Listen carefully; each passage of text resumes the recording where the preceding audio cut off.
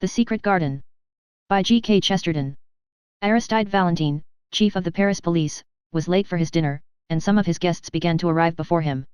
These were, however, reassured by his confidential servant, Yvon, the old man with a scar, and a face almost as grey as his moustaches, who always sat at a table in the entrance hall, a hall hung with weapons.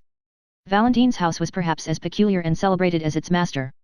It was an old house, with high walls and tall poplars almost overhanging the Seine, but the oddity, and perhaps the police value, of its architecture was this, that there was no ultimate exit at all except through this front door, which was guarded by Yvon and the armory. The garden was large and elaborate, and there were many exits from the house into the garden. But there was no exit from the garden into the world outside. All round it ran a tall, smooth, unscalable wall with special spikes at the top. No bad garden, perhaps, for a man to reflect in whom some 100 criminals had sworn to kill. As Yvon explained to the guests, their host had telephoned that he was detained for 10 minutes. He was, in truth, making some last arrangements about executions and such ugly things, and though these duties were rootedly repulsive to him, he always performed them with precision. Ruthless in the pursuit of criminals, he was very mild about their punishment. Since he had been supreme over French, and largely over European, policial methods, his great influence had been honorably used for the mitigation of sentences and the purification of prisons. He was one of the great humanitarian French freethinkers, and the only thing wrong with them is that they make mercy even colder than justice. When Valentine arrived he was already dressed in black clothes and the red rosette, an elegant figure, his dark beard already streaked with grey. He went straight through his house to his study, which opened on the grounds behind. The garden door of it was open, and after he had carefully locked his box in its official place, he stood for a few seconds at the open door looking out upon the garden. A sharp moon was fighting with the flying rags and tatters of a storm, and Valentine regarded it with a wistfulness unusual in such scientific natures as his. Perhaps such scientific natures have some psychic prevision of the most tremendous problem of their lives. From any such occult mood, at least, he quickly recovered, for he knew he was late, and that his guests had already begun to arrive. A glance at his drawing room when he entered it was enough to make certain that his principal guest was not there, at any rate. He saw all the other pillars of the little party. He saw Lord Galloway, the English ambassador, a choleric old man with a russet face like an apple, wearing the blue ribbon of the Garter. He saw Lady Galloway, slim and thread-like, with silver hair and a face sensitive and superior. He saw her daughter, Lady Margaret Graham, a pale and pretty girl with an elfish face and copper-coloured hair. He saw the Duchess of Mont Saint-Michel, black-eyed and opulent, and with her 2 daughters, black-eyed and opulent also. He saw Dr. Simon, a typical French scientist, with glasses, a pointed brown beard, and a forehead barred with those parallel wrinkles which are the penalty of superciliousness, since they come through constantly elevating the eyebrows. He saw Father Brown, of Cope Hole, in Essex, whom he had recently met in England. He saw, perhaps with more interest than any of these, a tall man in uniform, who had bowed to the Galloways without receiving any very hearty acknowledgement, and who now advanced alone to pay his respects to his host. This was Commandant O'Brien, of the French Foreign Legion.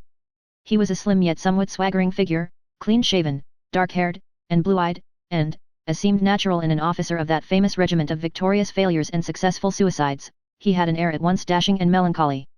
He was by birth an Irish gentleman, and in boyhood had known the Galloways, especially Margaret Graham. He had left his country after some crash of debts, and now expressed his complete freedom from British etiquette by swinging about in uniform, sabre, and spurs. When he bowed to the ambassador's family, Lord and Lady Galloway bent stiffly, and Lady Margaret looked away. But for whatever old causes such people might be interested in each other, their distinguished host was not specially interested in them. No one of them at least was in his eyes the guest of the evening. Valentine was expecting, for special reasons, a man of worldwide fame, whose friendship he had secured during some of his great detective tours and triumphs in the United States. He was expecting Julius K. Brain, that multimillionaire whose colossal and even crushing endowments of small religions have occasioned so much easy sport and easier solemnity for the American and English papers. Nobody could quite make out whether Mr. Brain was an atheist or a Mormon or a Christian Scientist, but he was ready to pour money into any intellectual vessel, so long as it was an untried vessel. One of his hobbies was to wait for the American Shakespeare, a hobby more patient than angling. He admired Walt Whitman, but thought that Luke P. Tanner, of Paris, PA, was more progressive than Whitman any day. He liked anything that he thought progressive. He thought Valentine progressive, thereby doing him a grave injustice. The solid appearance of Julius K. Brain in the room was as decisive as a dinner bell. He had this great quality, which very few of us can claim, that his presence was as big as his absence. He was a huge fellow, as fat as he was tall, clad in complete evening black, without so much relief as a watch chain or a ring. His hair was white and well brushed back like a German's, his face was red, fierce, and cherubic, with one dark tuft under the lower lip that threw up that otherwise infantile visage with an effect theatrical and even Mephistophelian. Not long, however, did that salon merely stare at the celebrated American. His lateness had already become a domestic problem, and he was sent with all speed into the dining room with Lady Galloway on his arm. Except on one point the Galloways were genial and casual enough. So long as Lady Margaret did not take the arm of that adventurer O'Brien, her father was quite satisfied, and she had not done so, she had decorously gone in with Dr. Simon. Nevertheless, old Lord Galloway was restless and almost rude. He was diplomatic enough during dinner, but when, over the cigars, three of the younger men, Simon the doctor, Brown the priest, and the detrimental O'Brien, the exile in a foreign uniform, all melted away to mix with the ladies or smoke in the conservatory, then the English diplomatist grew very undiplomatic indeed. He was stung every 60 seconds with the thought that the scamp O'Brien might be signalling to Margaret somehow. He did not attempt to imagine how. He was left over the coffee with Brain, the hoary Yankee who believed in all religions, and Valentine, the grizzled Frenchman who believed in none. They could argue with each other, but neither could appeal to him. After a time this progressive logomachy had reached a crisis of tedium. Lord Galloway got up also and sought the drawing room. He lost his way in long passages for some 6 or 8 minutes, till he heard the high-pitched, didactic voice of the doctor, and then the dull voice of the priest, followed by general laughter. They also, he thought with a curse, were probably arguing about science and religion. But the instant he opened the salon door he saw only one thing, he saw what was not there. He saw that Commandant O'Brien was absent, and that Lady Margaret was absent too. Rising impatiently from the drawing room, as he had from the dining room, he stamped along the passage once more. His notion of protecting his daughter from the Irish-Algerian ne'er-do-well had become something central and even mad in his mind. As he went towards the back of the house, where was Valentine's study, he was surprised to meet his daughter, who swept past with a white, scornful face, which was a second enigma. If she had been with O'Brien, where was O'Brien? If she had not been with O'Brien, where had she been? With a sort of senile and passionate suspicion he groped his way to the dark back parts of the mansion, and eventually found a servant's entrance that opened onto the garden. The moon with her scimitar had now ripped up and rolled away all the storm rack. The argent light lit up all 4 corners of the garden. A tall figure in blue was striding across the lawn towards the study door. A glint of moonlit silver on his facings picked him out as Commandant O'Brien. He vanished through the French windows into the house, leaving Lord Galloway in an indescribable temper, at once virulent and vague. The blue and silver garden, like a scene in a theatre, seemed to taunt him with all that tyrannic tenderness against which his worldly authority was at war. The length and grace of the Irishman's stride enraged him as if he were a rival instead of a father. The moonlight maddened him. He was trapped as if by magic into a garden of troubadours, a Watteau fairyland, and, willing to shake off such amorous imbecilities by speech, he stepped briskly after his enemy. As he did so he tripped over some tree or stone in the grass, looked down at it first with irritation and then a second time with curiosity. The next instant the moon and the tall poplars looked at an unusual sight, an elderly English diplomatist running hard and crying or bellowing as he ran. His hoarse shouts brought a pale face to the study door, the beaming glasses and worried brow of Dr. Simon, who heard the nobleman's first clear words. Lord Galloway was crying, "A corpse in the grass, a blood-stained corpse." O'Brien at last had gone utterly out of his mind. "We must tell Valentine at once," said the doctor, when the other had brokenly described all that he had dared to examine. "It is fortunate that he is here," and even as he spoke the great detective entered the study, attracted by the cry. It was almost amusing to note his typical transformation. He had come with the common concern of a host and a gentleman, fearing that some guest or servant was ill. When he was told the gory fact, he turned with all his gravity instantly bright and businesslike, for this, however abrupt and awful, was his business. "Strange, gentlemen," he said as they hurried out into the garden, "that I should have hunted mysteries all over the earth, and now one comes and settles in my own backyard. But where is the place?" They crossed the lawn less easily, as a slight mist had begun to rise from the river, but under the guidance of the shaken Galloway they found the body sunken in deep grass, the body of a very tall and broad-shouldered man. He lay face downwards, so they could only see that his big shoulders were clad in black cloth, and that his big head was bald, except for a wisp or two of brown hair that clung to his skull like wet seaweed. A scarlet serpent of blood crawled from under his fallen face. "At least," said Simon, with a deep and singular intonation, "he is none of our party." "Examine him, doctor," cried Valentine rather sharply. "He may not be dead." The doctor bent down. "He is not quite cold, but I am afraid he is dead enough," he answered. "Just help me to lift him up." They lifted him carefully an inch from the ground, and all doubts as to his being really dead were settled at once and frightfully. The head fell away. It had been entirely sundered from the body. Whoever had cut his throat had managed to sever the neck as well.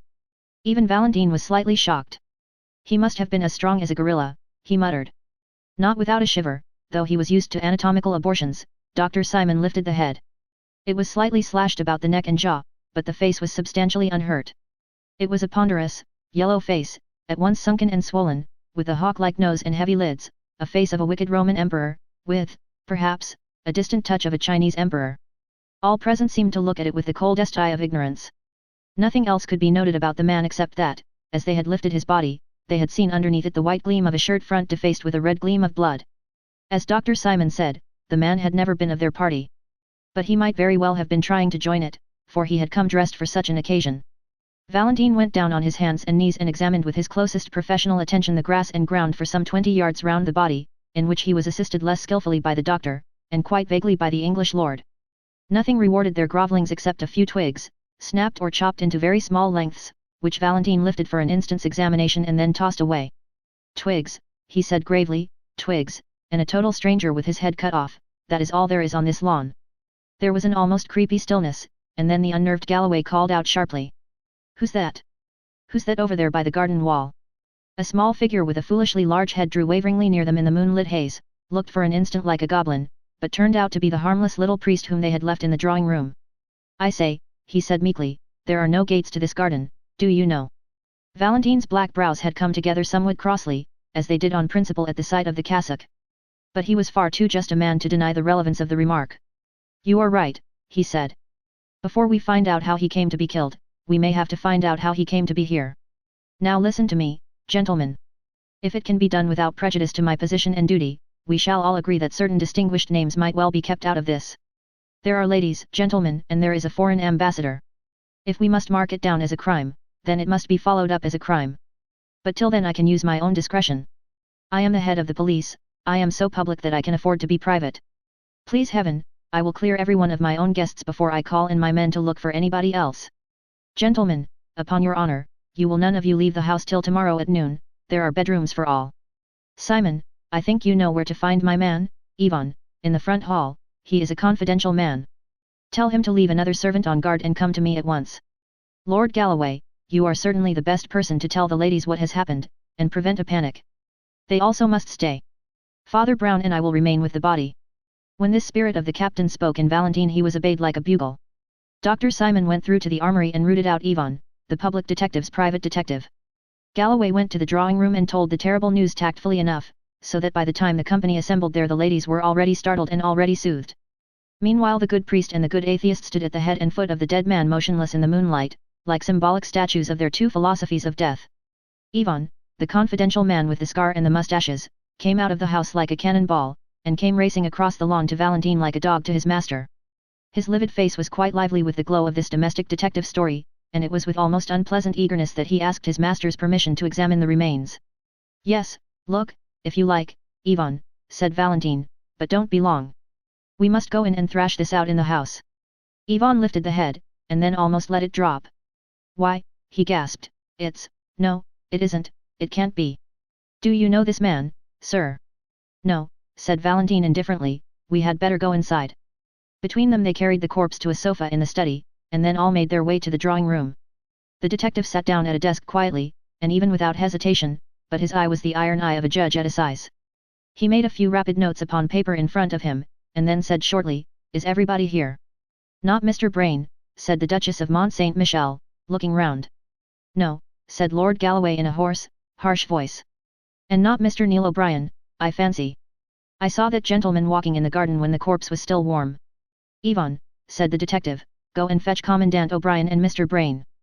Mr. Brain, I know, is finishing a cigar in the dining room, Commandant O'Brien, I think, is walking up and down the conservatory.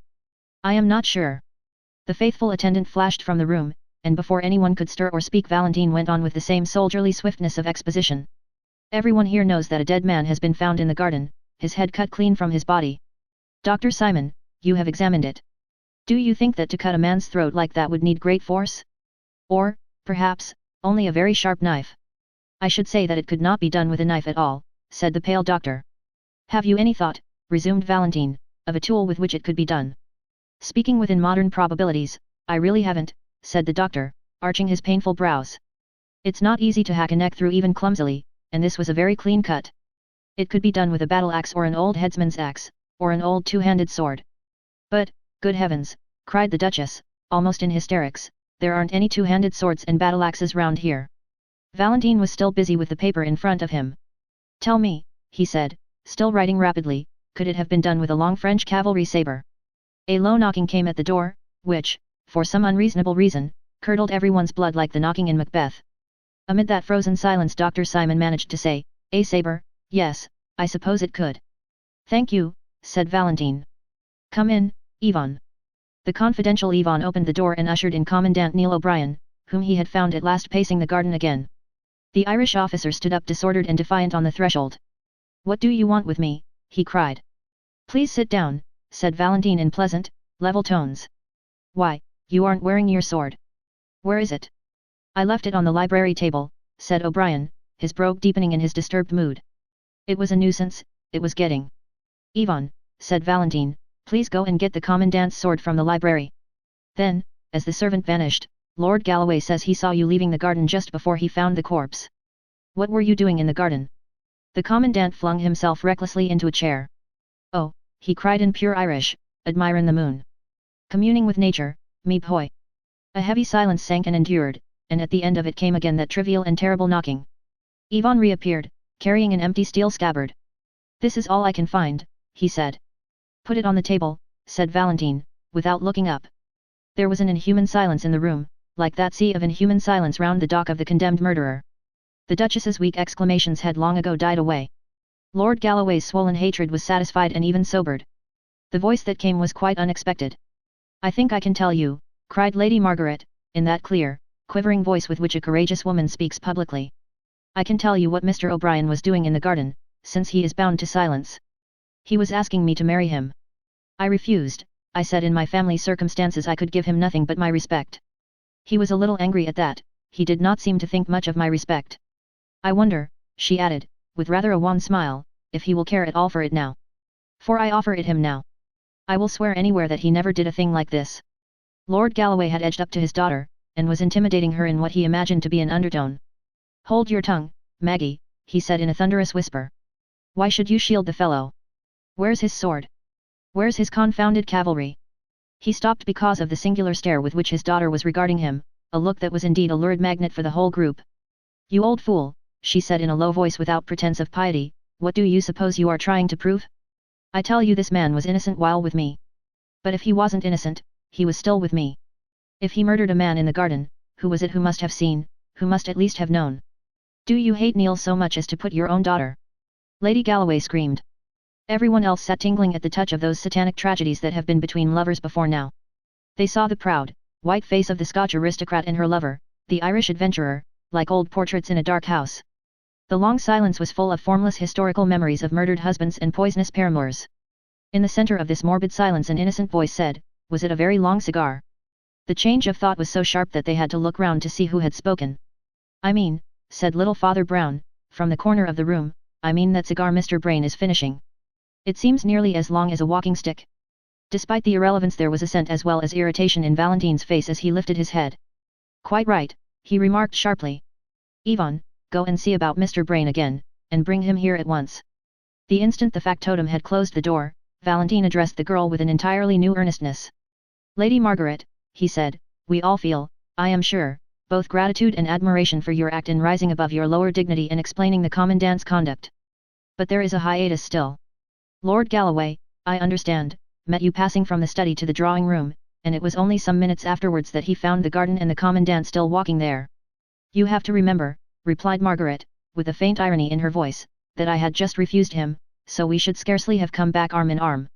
He is a gentleman, anyhow, and he loitered behind, and so got charged with murder. In those few moments, said Valentine gravely, he might really. The knock came again, and Yvonne put in his scarred face. Beg pardon, sir, he said, but Mr. Brain has left the house. Left, cried Valentine, and rose for the first time to his feet. Gone. Scooted. Evaporated, replied Yvonne in humorous French. His hat and coat are gone, too, and I'll tell you something to cap it all. I ran outside the house to find any traces of him, and I found one, and a big trace, too. What do you mean? Asked Valentine. I'll show you, said his servant, and reappeared with a flashing naked cavalry saber, streaked with blood about the point and edge. Everyone in the room eyed it as if it were a thunderbolt, but the experienced Yvonne went on quite quietly. I found this, he said, flung among the bushes 50 yards up the road to Paris. In other words, I found it just where your respectable Mr. Brain threw it when he ran away. There was again a silence, but of a new sort. Valentine took the saber, examined it, reflected with unaffected concentration of thought, and then turned a respectful face to O'Brien. Commandant, he said, we trust you will always produce this weapon if it is wanted for police examination. Meanwhile, he added, slapping the steel back in the ringing scabbard, let me return you your sword. At the military symbolism of the action the audience could hardly refrain from applause. For Neil O'Brien, indeed, that gesture was the turning point of existence. By the time he was wandering in the mysterious garden again in the colours of the morning the tragic futility of his ordinary mien had fallen from him, he was a man with many reasons for happiness. Lord Galloway was a gentleman, and had offered him an apology. Lady Margaret was something better than a lady, a woman at least, and had perhaps given him something better than an apology, as they drifted among the old flower beds before breakfast. The whole company was more light-hearted and humane, for though the riddle of the death remained, the load of suspicion was lifted off them all, and sent flying off to Paris with the strange millionaire, a man they hardly knew. The devil was cast out of the house, he had cast himself out. Still, the riddle remained, and when O'Brien threw himself on a garden seat beside Dr. Simon, that keenly scientific person at once resumed it. He did not get much talk out of O'Brien, whose thoughts were on pleasanter things. I can't say it interests me much, said the Irishman frankly, especially as it seems pretty plain now. Apparently Brain hated this stranger for some reason, lured him into the garden, and killed him with my sword. Then he fled to the city, tossing the sword away as he went. By the way, Yvonne tells me the dead man had a Yankee dollar in his pocket. So he was a countryman of Brain's, and that seems to clinch it. I don't see any difficulties about the business. There are 5 colossal difficulties, said the doctor quietly, like high walls within walls. Don't mistake me. I don't doubt that Brain did it, his flight, I fancy, proves that. But as to how he did it. First difficulty, why should a man kill another man with a great hulking saber, when he can almost kill him with a pocket knife and put it back in his pocket? Second difficulty, why was there no noise or outcry? Does a man commonly see another come up waving a scimitar and offer no remarks? Third difficulty, a servant watched the front door all the evening, and a rat cannot get into Valentine's garden anywhere. How did the dead man get into the garden? Fourth difficulty, given the same conditions, how did Brain get out of the garden? And the fifth, said Neil, with eyes fixed on the English priest who was coming slowly up the path. Is a trifle, I suppose, said the doctor, but I think an odd one. When I first saw how the head had been slashed, I supposed the assassin had struck more than once. But on examination I found many cuts across the truncated section, in other words, they were struck after the head was off. Did Brain hate his foe so fiendishly that he stood sabering his body in the moonlight? Horrible, said O'Brien, and shuddered. The little priest, Brown, had arrived while they were talking, and had waited, with characteristic shyness, till they had finished. Then he said awkwardly. I say, I'm sorry to interrupt. But I was sent to tell you the news. News, repeated Simon, and stared at him rather painfully through his glasses. Yes, I'm sorry, said Father Brown mildly. There's been another murder, you know. Both men on the seat sprang up, leaving it rocking. And, what's stranger still, continued the priest, with his dull eye on the rhododendrons, it's the same disgusting sort, it's another beheading. They found the second head actually bleeding into the river, a few yards along Brain's road to Paris, so they suppose that he... Great heaven, cried O'Brien. Is Brain a monomaniac? There are American vendettas, said the priest impassively.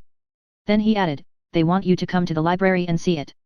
Commandant O'Brien followed the others towards the inquest, feeling decidedly sick. As a soldier, he loathed all this secretive carnage. Where were these extravagant amputations going to stop? First one head was hacked off, and then another. In this case, he told himself bitterly, it was not true that 2 heads were better than 1. As he crossed the study he almost staggered at a shocking coincidence. Upon Valentine's table lay the coloured picture of yet a third bleeding head, and it was the head of Valentine himself. A second glance showed him it was only a nationalist paper, called The Guillotine, which every week showed one of its political opponents with rolling eyes and writhing features just after execution, for Valentine was an anti-clerical of some note. But O'Brien was an Irishman, with a kind of chastity even in his sins, and his gorge rose against that great brutality of the intellect which belongs only to France. He felt Paris as a whole, from the grotesques on the Gothic churches to the gross caricatures in the newspapers. He remembered the gigantic jests of the Revolution. He saw the whole city as one ugly energy, from the sanguinary sketch lying on Valentine's table up to where, above a mountain and forest of gargoyles, the great devil grins on Notre Dame. The library was long, low, and dark. What light entered it shot from under low blinds and had still some of the ruddy tinge of morning. Valentine and his servant Ivan were waiting for them at the upper end of a long, slightly sloping desk, on which lay the mortal remains, looking enormous in the twilight. The big black figure and yellow face of the man found in the garden confronted them essentially unchanged. The second head, which had been fished from among the river reeds that morning, lay streaming and dripping beside it. Valentine's men were still seeking to recover the rest of this second corpse, which was supposed to be afloat. Father Brown, who did not seem to share O'Brien's sensibilities in the least, went up to the second head and examined it with his blinking care. It was little more than a mop of wet white hair, fringed with silver fire in the red and level morning light. The face, which seemed of an ugly, empurpled and perhaps criminal type, had been much battered against trees or stones as it tossed in the water. "Good morning, Commandant O'Brien," said Valentine, with quiet cordiality. "You have heard of Brain's last experiment in butchery, I suppose?" Father Brown was still bending over the head with white hair, and he said, without looking up, "I suppose it is quite certain that Brain cut off this head, too." "Well, it seems common sense," said Valentine, with his hands in his pockets. "Killed in the same way as the other. Found within a few yards of the other. And sliced by the same weapon which we know he carried away." "Yes, yes, I know," replied Father Brown submissively. "Yet, you know, I doubt whether Brain could have cut off this head." "Why not?" inquired Dr. Simon, with a rational stare. "Well, doctor," said the priest, looking up blinking, "can a man cut off his own head? I don't know."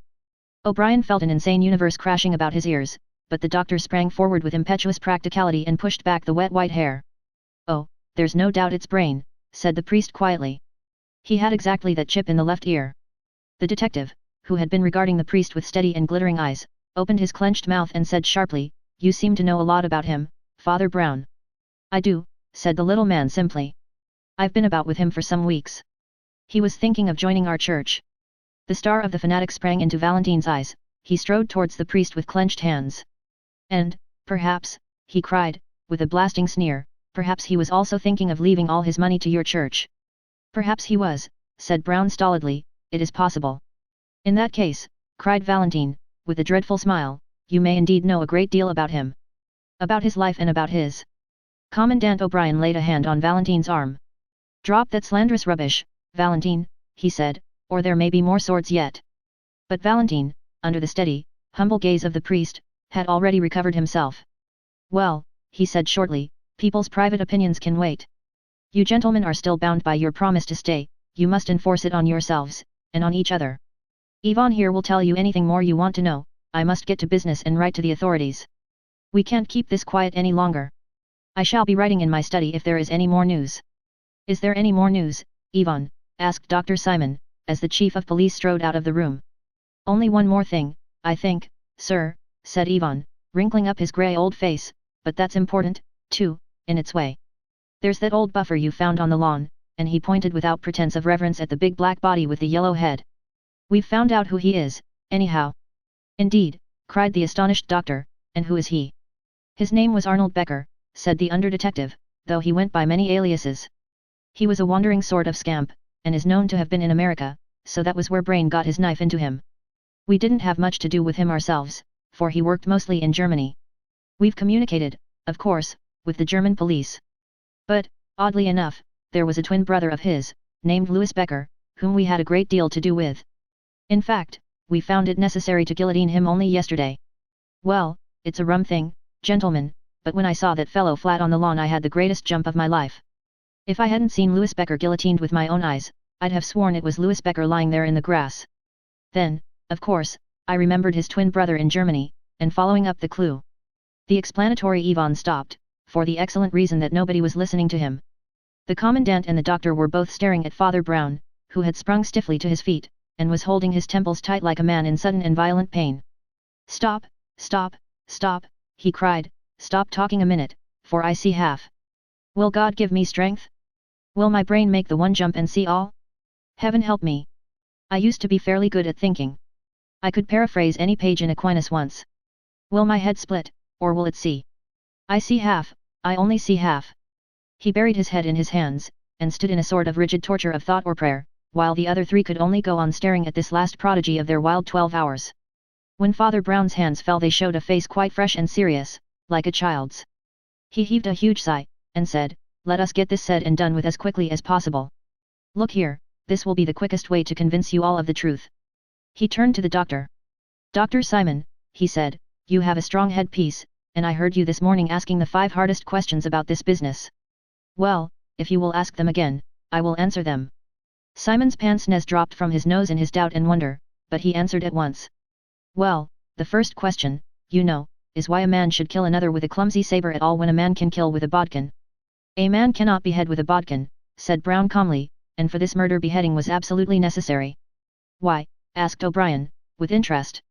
And the next question, asked Father Brown. Well, why didn't the man cry out or anything, asked the doctor, sabers in gardens are certainly unusual. Twigs, said the priest gloomily, and turned to the window which looked on the scene of death. No one saw the point of the twigs. Why should they lie on that lawn, look at it, so far from any tree? They were not snapped off, they were chopped off. The murderer occupied his enemy with some tricks with the saber, showing how he could cut a branch in mid-air, or what not. Then, while his enemy bent down to see the result, a silent slash, and the head fell. Well, said the doctor slowly, that seems plausible enough. But my next 2 questions will stump anyone. The priest still stood looking critically out of the window and waited. You know how all the garden was sealed up like an airtight chamber, went on the doctor. Well, how did the strange man get into the garden? Without turning round, the little priest answered, there never was any strange man in the garden. There was a silence, and then a sudden cackle of almost childish laughter relieved the strain. The absurdity of Brown's remark moved Yvonne to open taunts. Oh, he cried, then we didn't lug a great fat corpse onto a sofa last night? He hadn't got into the garden, I suppose. Got into the garden, repeated Brown reflectively. No, not entirely. Hang it all, cried Simon, a man gets into a garden, or he doesn't.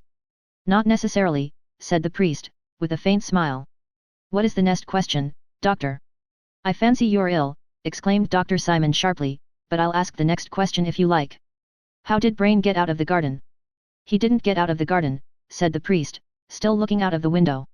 Didn't get out of the garden, exploded Simon. Not completely, said Father Brown. Simon shook his fists in a frenzy of French logic. A man gets out of a garden, or he doesn't, he cried.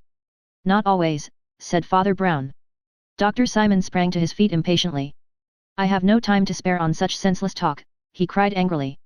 If you can't understand a man being on one side of a wall or the other, I won't trouble you further. Doctor, said the cleric very gently, we have always got on very pleasantly together. If only for the sake of old friendship, stop and tell me your 5th question. The impatient Simon sank into a chair by the door and said briefly, the head and shoulders were cut about in a queer way. It seemed to be done after death. Yes, said the motionless priest, it was done so as to make you assume exactly the one simple falsehood that you did assume. It was done to make you take for granted that the head belonged to the body. The borderland of the brain, where all the monsters are made, moved horribly in the Gaelic O'Brien. He felt the chaotic presence of all the horsemen and fishwomen that man's unnatural fancy has begotten. A voice older than his first father's seemed saying in his ear, keep out of the monstrous garden where grows the tree with double fruit. Avoid the evil garden where died the man with 2 heads. Yet, while these shameful symbolic shapes passed across the ancient mirror of his Irish soul, his Frenchified intellect was quite alert, and was watching the odd priest as closely and incredulously as all the rest. Father Brown had turned round at last, and stood against the window, with his face in dense shadow, but even in that shadow they could see it was pale as ashes. Nevertheless, he spoke quite sensibly, as if there were no Gaelic souls on earth. Gentlemen, he said, you did not find the strange body of Becker in the garden. You did not find any strange body in the garden. In face of Dr. Simon's rationalism, I still affirm that Becker was only partly present. Look here. Pointing to the black bulk of the mysterious corpse, you never saw that man in your lives. Did you ever see this man? He rapidly rolled away the bald, yellow head of the unknown, and put in its place the white-maned head beside it. And there, complete, unified, unmistakable, lay Julius K. Brain. The murderer, went on Brown quietly, hacked off his enemy's head and flung the sword far over the wall. But he was too clever to fling the sword only. He flung the head over the wall also.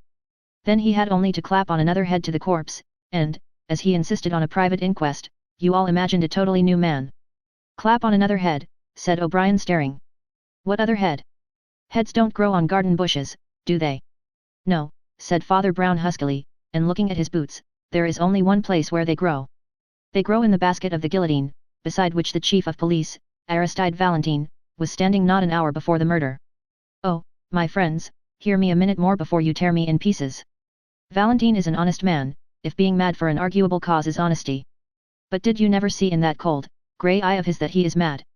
He would do anything, anything, to break what he calls the superstition of the cross. He has fought for it and starved for it, and now he has murdered for it. Brain's crazy millions had hitherto been scattered among so many sects that they did little to alter the balance of things. But Valentine heard a whisper that Brain, like so many scatterbrained skeptics, was drifting to us, and that was quite a different thing. Brain would pour supplies into the impoverished and pugnacious Church of France, he would support 6 nationalist newspapers like the Guillotine. The battle was already balanced on a point, and the fanatic took flame at the risk. He resolved to destroy the millionaire, and he did it as one would expect the greatest of detectives to commit his only crime. He abstracted the severed head of Becker on some criminological excuse, and took it home in his official box. He had that last argument with Brain, that Lord Galloway did not hear the end of, that failing, he led him out into the sealed garden, talked about swordsmanship, used twigs and a saber for illustration, and Yvonne of the Scar sprang up. "You lunatic," he yelled, "you'll go to my master now, if I take you by."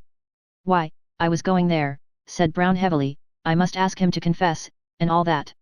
Driving the unhappy Brown before them like a hostage or sacrifice, they rushed together into the sudden stillness of Valentine's study. The great detective sat at his desk apparently too occupied to hear their turbulent entrance. They paused a moment, and then something in the look of that upright and elegant back made the doctor run forward suddenly. A touch and a glance showed him that there was a small box of pills at Valentine's elbow, and that Valentine was dead in his chair, and on the blind face of the suicide was more than the pride of Cato.